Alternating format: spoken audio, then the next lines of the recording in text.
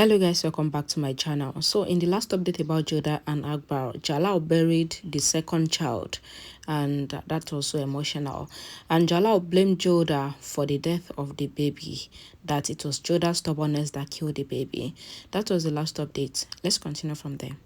A voiceover says that with time, Jalal changed himself and there was no soft corner for anyone in his heart ever again, and Jalal started behaving just like before. In the court, Jalal shouted and says that he is announcing war with the Rajvanshis and he would teach them lesson, and everyone was shocked. Moti tells JODHA in a room that Jalal wants to fight with the Rajvanshis, and JODHA was shocked. JODHA says that she has to stop Jalal at any cost, but Moti says that JODHA should not go because Jalal would not like to see JODHA. But JODHA says that it doesn't matter if Jalal likes it or not, but she has to stop him, and JODHA goes out. Jalal was getting ready for war and he takes his sword in his hand. JODHA comes to meet Jalal, but Mahan stops JODHA and says that Jalal is getting ready for war, so JODHA cannot see him. JODHA says that she wants to talk to Jalal at any cost, but Mahan says sorry, but he cannot let JODHA go in because it is Jalal's order and it is his own duty to follow Jalal's orders. JODHA says that Mahan's duty is to follow Jalal's rightful orders and before JODHA could complete her statement, Jalal comes there and asks all the soldiers to go away from there. JODHA says that she wants to talk to Jalal, but Jalal says that he is going for war and he doesn't want to talk to anyone now. JODHA says that Jalal should think about the innocent people that will be killed in war, and Jalal says innocent. Jalal says that his children were innocent as well, but they were killed and now he would not also spare anyone. JODHA says that by killing the Rajvanshis, then will Jalal's anger be reduced. Jalal looks at JODHA and asks JODHA to put tilak on his sword, but JODHA says that she cannot put tilak on Jalal's sword because Jalal is going to kill the Rajvanshis, who are our people. Ruqayya seems happy about all this, and Ruqayya says that she will do the ritual for Jalal. Jalal shouted no at Ruqayya, and Ruqayya was scared. Jalal says that the person whose work is to do the ritual will definitely do it, and the ritual is JODHA's responsibility. Amida asks them to bring the arati plate, and Moti brings the prayer plate. Amida pleaded with JODHA and says that JODHA may not agree with Jalal on what he is about to do, but it is about Jalal's safety.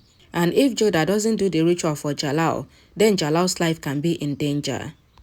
JODHA with heavy heart does Jalal's arati, and JODHA put tilak on Jalal's sword and cut her thumb with the sharpness of Jalal's sword, and JODHA used her blood to do the tilak.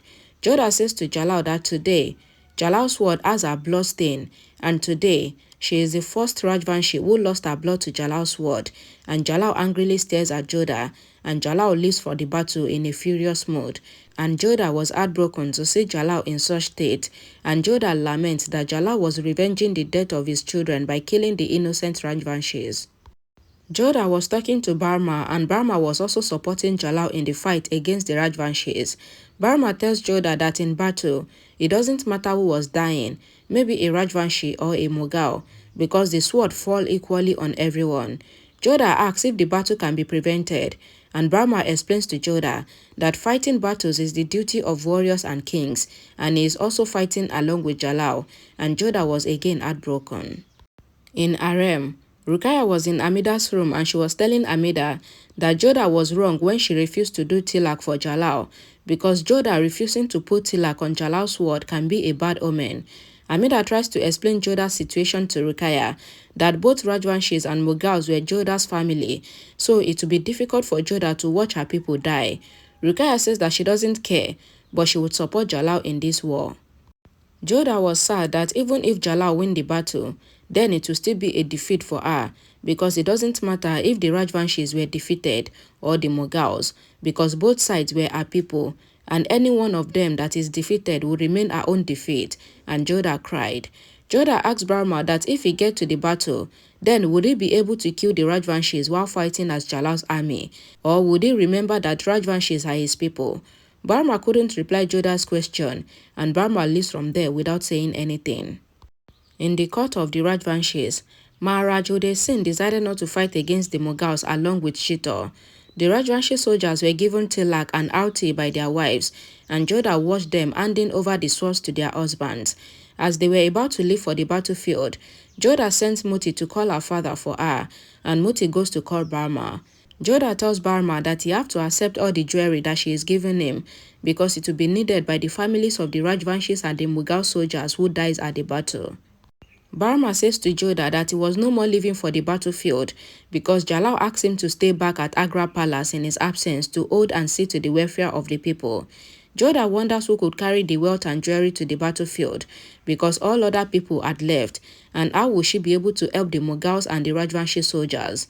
The Mughal army were already in their battle gear and they were ready to fight in the war. Jalal addressed his army and Jalal ruthlessly shouted that there will not be any room for mercy or kindness because the king has no heart anymore and the soldiers must also not have heart so that they can understand the language of the sword. Jalal says that only the mighty and the ruthless ones rule the heart and the kind-hearted people were killed mercilessly, and Jalal orders and inspires his army to fight ruthlessly without any mercy. And Mahan and Todamao looks at each other in shock, seeing how much Jalal has changed, but they still have to follow Jalal's orders as his loyal warriors, and all the soldiers raise their sword and shout for war. Jalal on his horse looks up to the sky and removes his helmet as if he wanted to pray to God. But Jalal looks up and accuses God that God might have been laughing when his own innocent twin babies were being killed. But today, Jalal would also kill all God's innocent men, and Jalal would also laugh after that. And it is time for God to watch him laughing as well, because it is time for God to also cry, just as Jalal had cried over his dead babies. And Jalal smiles evilly and begins his journey as the evil King Jalal. And JODHA was really not happy seeing all this, but Ruqayyah smiles looking at Jalal.